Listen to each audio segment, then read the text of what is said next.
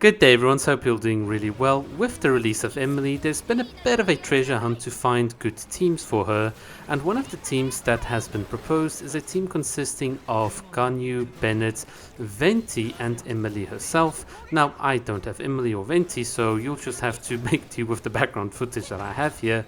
But what's interesting about this team is that in an AoE environment, it really starts to do quite a lot of damage. Let me explain.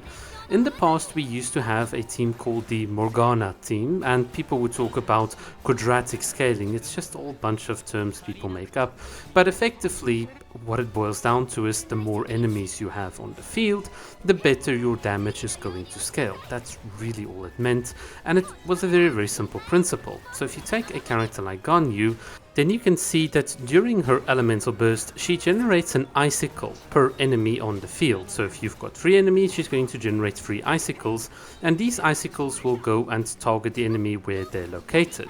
So here's an interesting concept.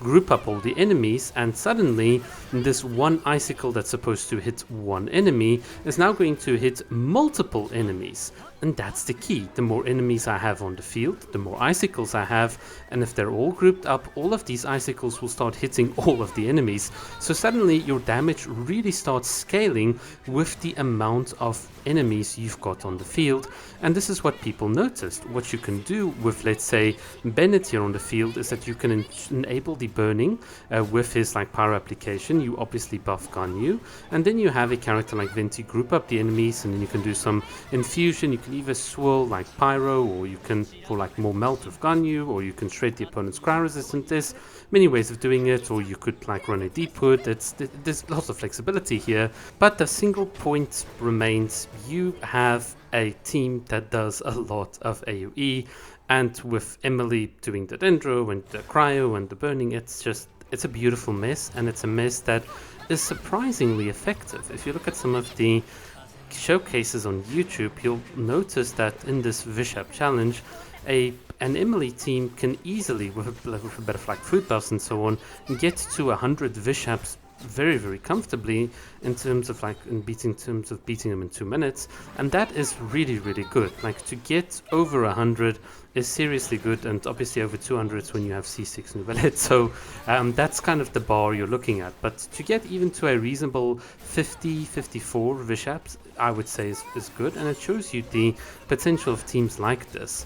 The only problem we currently have is that this quadratic scaling, as some people call it, is just not going to be that effective in the Abyss, because sometimes we have multi-wave enemies, so you've got 2 enemies and then 3 enemies, and it's going to work beautifully, but then the enemies can't be grouped because they can't be crowd controlled, and you have a single target enemy. So there comes a point where the team is effective, but it depends on the content that is available, and hence I want to keep on coming back to the fact that if we have a variety of content and combat in-game content, then a variety of teams and different team compositions can come out of this, and you won't need to have something as silly as the Imaginarium Theatre restricting your choices for play. I want to always talk about this because I wish people would give this type of feedback to Hoyo and ask them, hey, give us different formats, more AoE type of formats. For instance, this format with the Vishaps is one such format. Another format would be